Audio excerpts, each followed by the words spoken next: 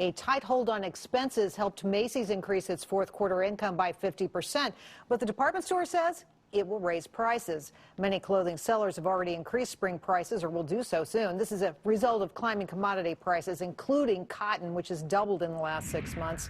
Time to let the Willis watchdogs out. Clint David is an attorney with David Goodman and Madola in Dallas. Jeff Havens is a comedian in Madison, Wisconsin. And Matt McCall is the president of Penn Financial Group. Matt, I want to start with you. Inflation, should we be scared here? We should have been scared last year with inflation because, it's been creeping in. We saw it first in food prices. Now we're seeing it come through on the everyday goods that we purchase, such as shirts. Macy's is doing it. Brooks Brothers just raised their price of their wrinkle-free shirt from $79 to $88. That's a 10% increase. That's really going to hit you in the wallet. And it's like you just said, Jerry. Cotton prices more than doubled over the last year at the highest price since the Civil War. So this is going to get passed on. For a while there, all the retailers and all the food manufacturers were eating a high cost. Now they can't do that anymore. They're passing it on. It is going to hit us in the wallet, unfortunately. All right, Clint, what do you say? Well, I sort of have mixed emotions about this, Jerry. On the one hand, I guess the fact they have the guts to raise prices now in light of these increased net earnings tells me maybe we're climbing out of the recession. But I also have to wonder whether or not it's great wisdom to raise prices like this in light of these increased earnings. It sort of reminds me of the old saying that pigs get fat and hogs get slaughtered. All right, I had to rerun that in my mind. Jeff, are you going to Brooks Brothers or not so much? Well, I would probably go to Brooks Brothers over Macy's for this reason. Macy's is blaming rising commodity prices, but I really think the problem is the exorbitant cost of them maintaining their fleet of giant parade floats. I mean, that year-round upkeep on Snoopy at Thanksgiving Day Parade does not come cheap. So what's interesting to me about this is that Macy's is raising prices. Some other places are, too. Yeah, exactly. But Walmart and discount retailers are lowering prices. So people on the upper end apparently have more money to spend. People on the lower end are still counting every dollar. So it seems like the recession isn't over for everyone just yet. Well, Jeff, great analysis. Okay, next story. Former White House Chief of Staff Rahm Emanuel has been elected mayor of Chicago. Emanuel trounced his 5 opponents with 55% of the vote, avoiding a runoff. He will succeed Richard Daley, who has held the office for more than 20 years. Clint, what do you make of this story? Well, I don't think it was a great shock to anybody that Rahm won the mayor's race, but I loved watching his personality in the White House. I mean, the guy had the bedside manner of a python. I was always very impressed with this guy. But look, let's face it, he's right out of central casting for somebody that should be the mayor of Chicago. But he's bright, he's impressive, he's tough. I'm guessing he'll do a great job. Matt, he's going to have a hard time. They have major problems in Illinois. The financial situation there is disastrous. It's beyond disastrous. Daley basically was writing checks for, the last how many years he was in office. He did Millennium Park, built all these projects. Now I think they're in debt $650 million he's got to come up with.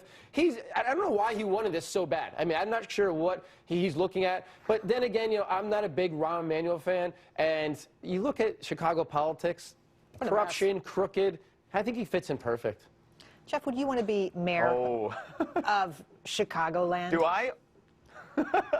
No, I grew up in Illinois, and I honestly hope Emanuel does a good job. I mean, he quite obviously loves the city. But as you've been saying, it's not a shock that Daley got replaced by a guy who got his start in politics by working for Daley. I think Daley's already passed the scepter over, and I believe the crown is being resized to fit Emanuel's head. But to cast this as a brand new chapter in Chicago politics is a bit disingenuous. Rahm Emanuel is in no way a new face here. Not a new face, and it seems to me that all of the same problems might continue. Let's see, what do we have in the White House? Overspending, and then there was overspending and a little bit of overspending.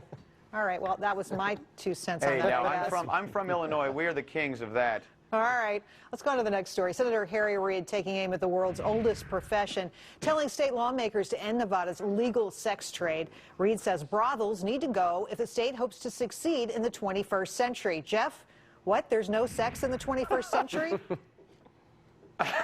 This issue baffles me. Our country has no idea what it thinks. Do you realize that the difference between porn and prostitution, as established by the Supreme Court, is the presence of a camera? If I solicit a prostitute, I can go to jail. But if I have some friends and cameras, I'm a businessman? Like, sign the W-9, sweetheart, let's get to work. That's ridiculous. I mean, it should either all be legal or all illegal, and good luck making porn illegal. And good luck to you, Mr. Reed, for trying to outlaw prostitution, but it's a losing fight. I don't know why you're wasting your time on this it. whole conversation, I don't know, Matt. Try to keep it on the positive. Yeah, I know. Okay? I'm trying to walk a fine line with this topic, but I'm against Senator Reed here. I mean, it actually brings in revenue to several counties that need it. Come on, this is Matt. Listen, it's Nevada's in trouble. prostitution. It's the subjugation of women for profit. How is this It is positive? their choice. If they can't do anything else but have sex for money, maybe that's what they're good at. We're all good at something, Jerry. They're good at having sex. Let's pay them for it. I know some people. Some people kill other people, but we don't pay them for that and make it legal. The thing is, it's a win-win proposition. The guy's walking out with a smile on face, and she's walking out with a smile on face with a pocket full of money. But you don't walk And so out is with the a smile county, on your because face.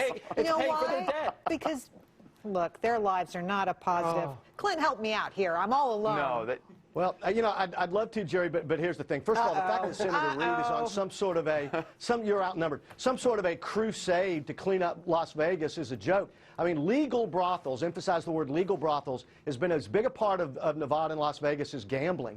I mean, to try to eliminate that is not going to happen. Obviously, it's a huge part of their tax base. Look, when people move to Nevada, they know they're not moving to Utah. I don't know what the senator's political motivation is here, but he's got to have one. But the reality is this isn't going to happen. And when you're taking a vacation, you're not so. going to Nevada for the 105-degree weather. You're going there to gamble, go to the pool, women, whatever it may be. That's why you're going there. I'm interested in what the vacation with him. I'm sorry you guys aren't convincing me. This is the last time I have an all-male panel. Okay, one more story here. Facebook taking online stalking to a whole new level of laziness. Instead of constantly checking your crush's relationship status, you can now get updates sent directly to you. As of this weekend, 40,000 folks have downloaded the app. Jeff? I think this is great, and it's only the beginning. I'm pretty sure they're soon going to have an app that's going to allow you to send threatening letters to the person who is currently dating your crush. And then I imagine someday we'll have an app that lets kids know when their wealthy grandparents are about to die. Could we possibly get any more impersonal than this? Everyone who downloaded this app should be thrown into a room without technology, so they have to relearn how to talk face-to-face with human beings. Real interaction, folks. Give it a try. You might like it. All right. Well, that was a fantastic answer, Jeff. Thank you. But we have to go now. Thanks, Clint, Jeff, and Matt. Next time we do something on prostitution, we'll call all of you. Thank you.